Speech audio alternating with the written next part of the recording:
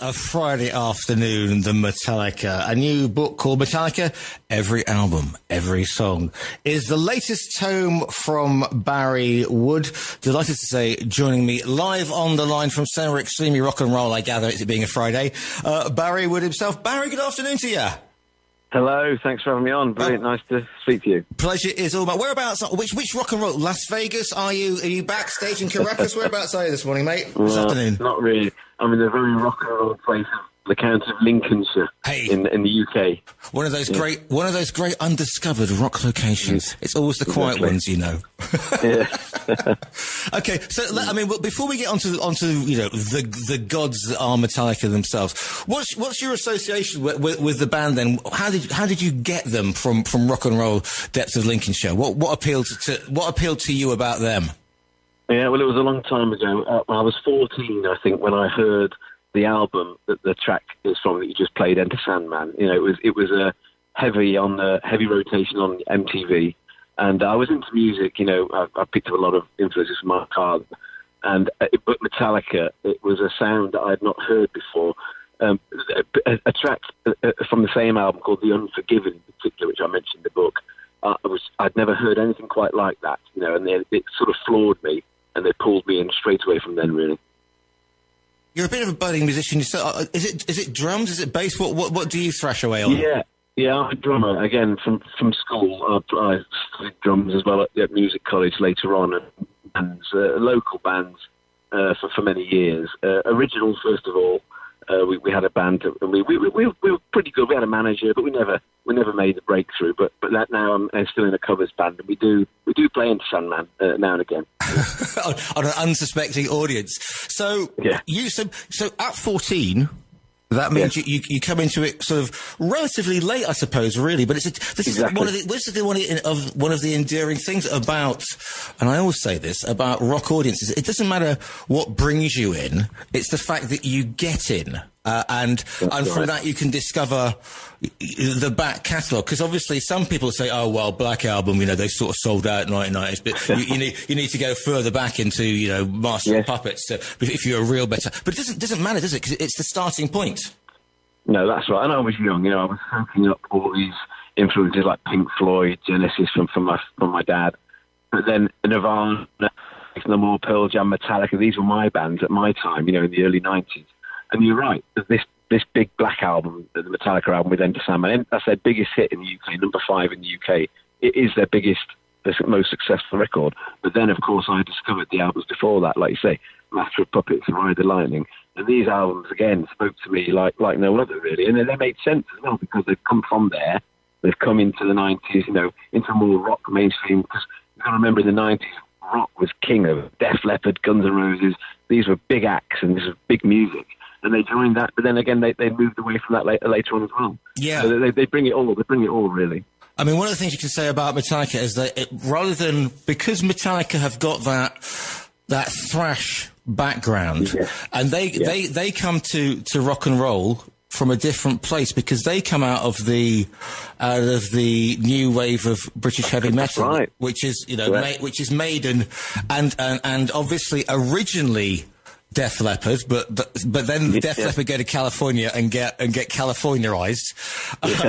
But most importantly, Motorhead, who are the original thrash punk, don't give a proverbial, and Phil, the Animal Taylor, basically brings the drum, and you will know this being a master of the drums, brings that sound which US thrash bands go, hang on a second, this is brilliant. Yeah.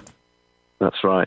I mean, I think I say in the book, that they rode a wave, Metallica, that they were part of this big thrash metal scene. There was the music was coming over from England, new wave of heavy metal, and Metallica really rode that wave. And I say in the book, they rode a wave and started a tsunami.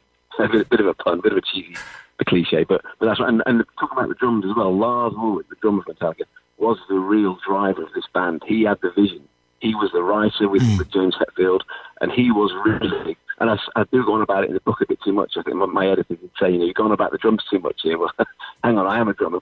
But Metallica he was the business lead of this band, and he pushed them as far as he could. Yeah, I mean, I've interviewed Lou Brutus on occasion, and obviously, he's been involved with all that whole scene. And the thing with Lars is, he's kind of kept. You need somebody on drums with a clear head, because otherwise, people sort of wander off and get, should we say, distracted, I think is the best one. Because James, bless him, he gets clean, he goes away again, he gets clean, he goes away again. And without somebody like Lars saying, get your proverbials back on stage or into a recording studio, Metallica wouldn't have had a 40-year recording situation which they have had.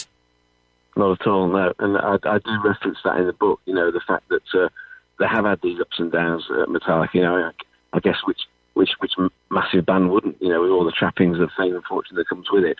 But they seem to have a fantastic unit, particularly the three of them, Lars, James, and Kirk, who were right there from the start.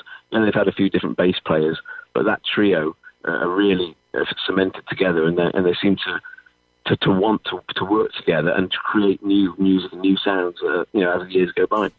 But I mean, going back to the beginnings, I mean, Metallica could have just quit almost as soon as they started because of Cliff Burton and, when he was tragically killed. I mean, absolutely. Another band might have just gone and splintered and gone, I can't, I need to start something new. I can't be on stage because he's not there. That's because right. Cliff was an important part of the beginning. Just tell the listeners a little bit about that, because obviously you've written this book and I'm talking far too much. So you tell them a little bit about, A, the beginnings, and then B, sort of like up to Cliff.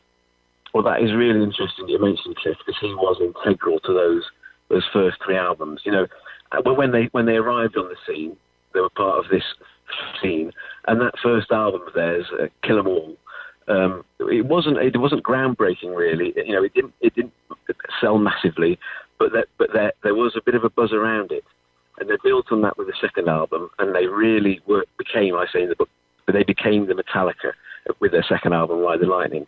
And Cliff Burton, that the original bassist, was really key in that.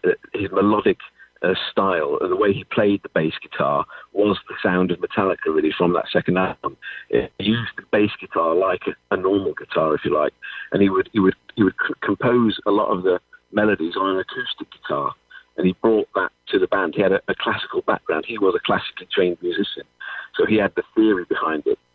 And then they built on that second album with Master of Puppets, which, if you ask most Metallica fans, they would tell you that Master of Puppets is their favourite album and their favourite track of all time.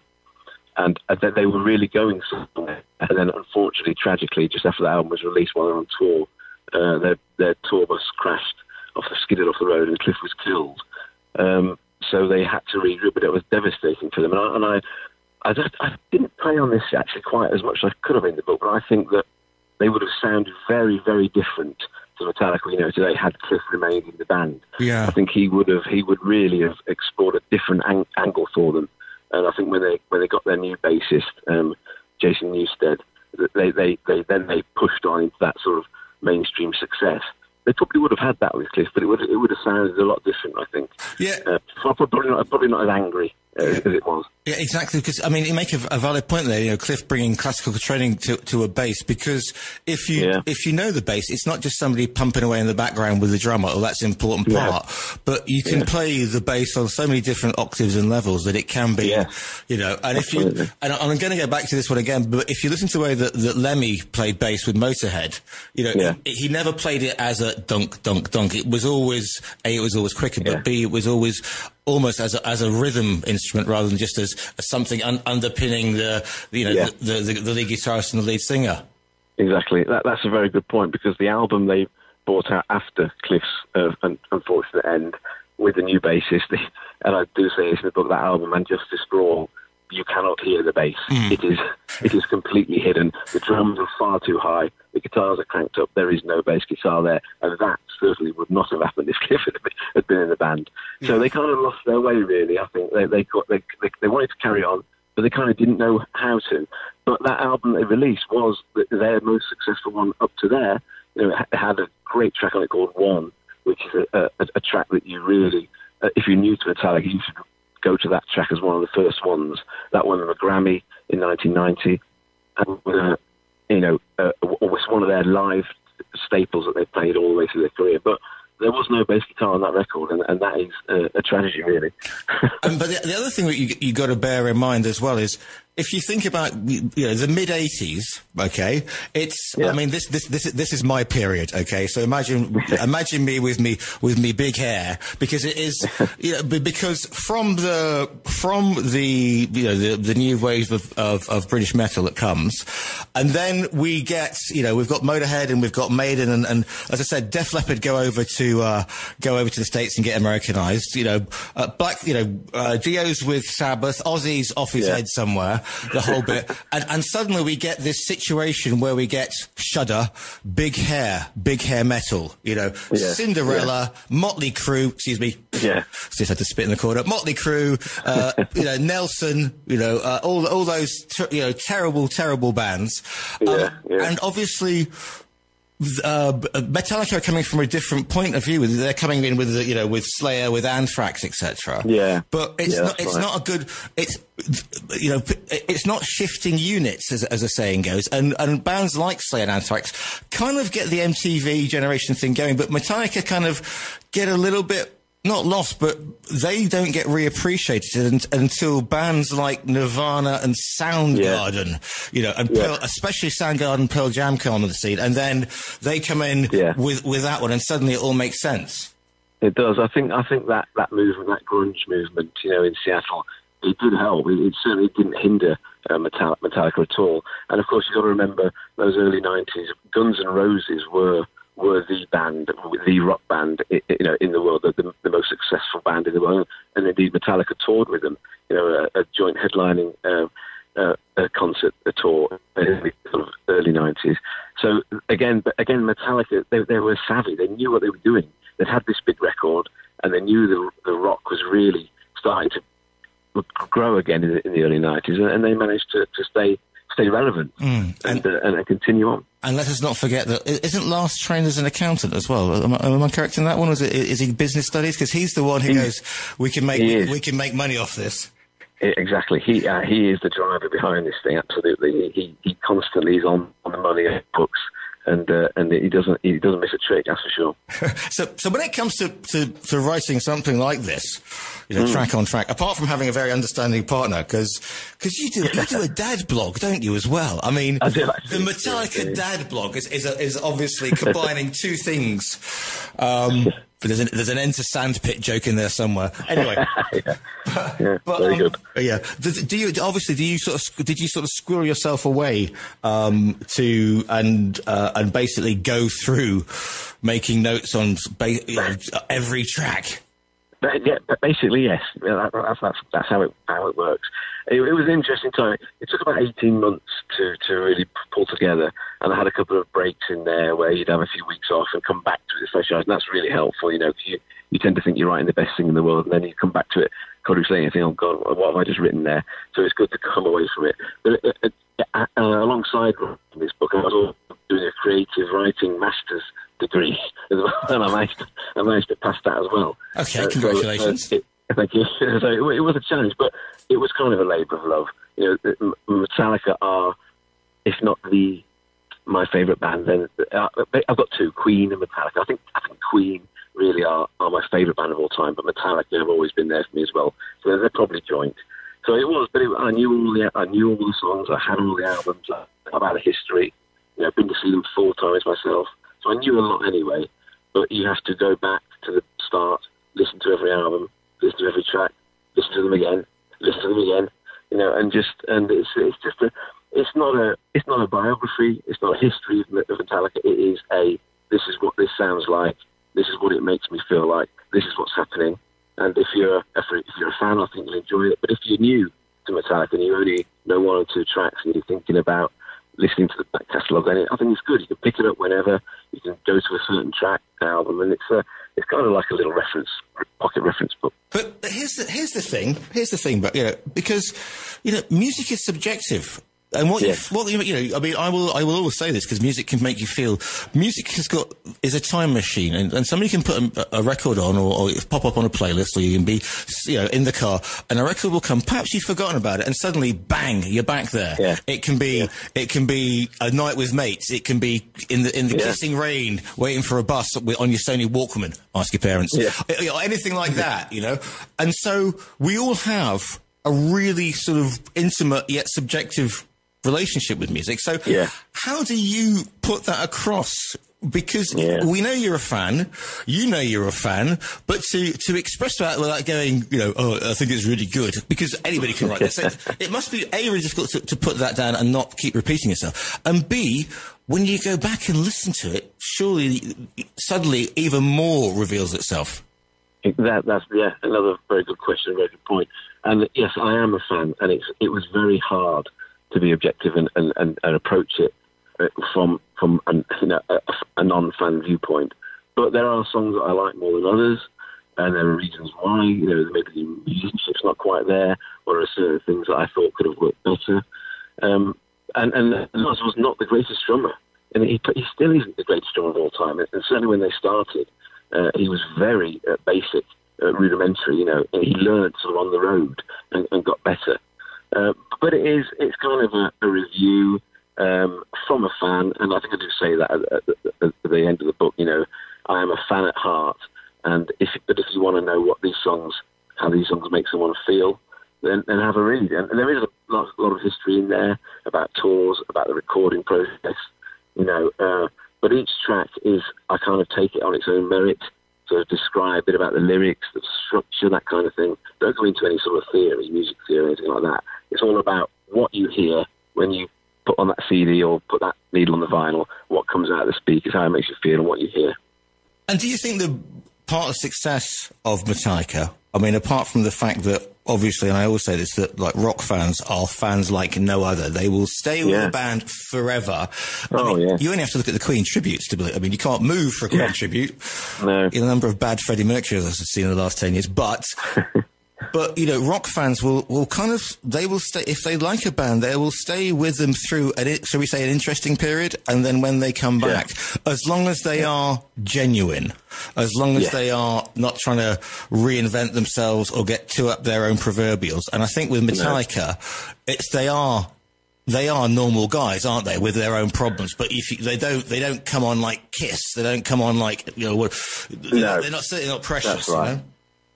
No, I mean, the shows, they're on tour at the moment, promoting their latest album, 72 Seasons, which is in the book, because we delayed it slightly because I was coming towards the end of it, towards the beginning of this year, and then we realised they were going to drop a new album. Every writer's nightmare. Yes, and they said, wait, we've got to stop it, you've got to include this album, it would have dated it straight away, so that was good, so we included the new album, and they're on this massive world tour at the minute, they're in America now, doing two nights, I think they do Friday nights and Sunday nights. At the moment, they're doing no-repeat set lists.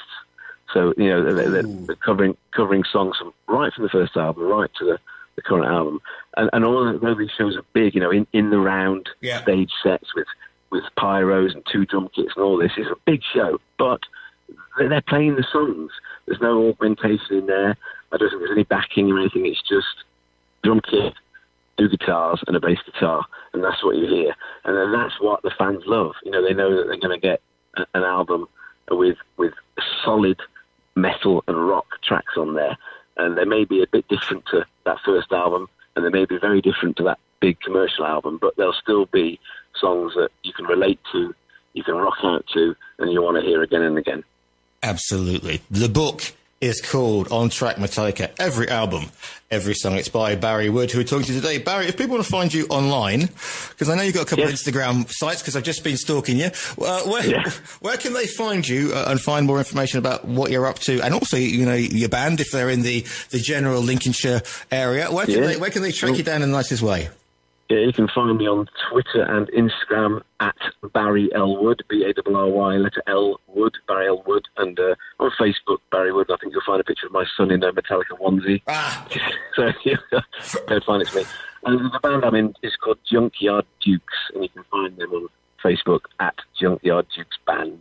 We're a local covers band. The book is called Metallica, Every Album, Every Song. What a fabulous way to spend a Friday afternoon talking about all things Metallica. I'm going to play out with the one you recommended, The Unforgiven, you say, the one that it started it all off. So this was the one. This is the one. You can download the book, by the way, from the virtual bookstore at Talk Radio Europe. The book is Metallica, Every Album, Every Song. Barry, thank you so much for your time today. Thank you. Really, really enjoyed it. Thanks a lot.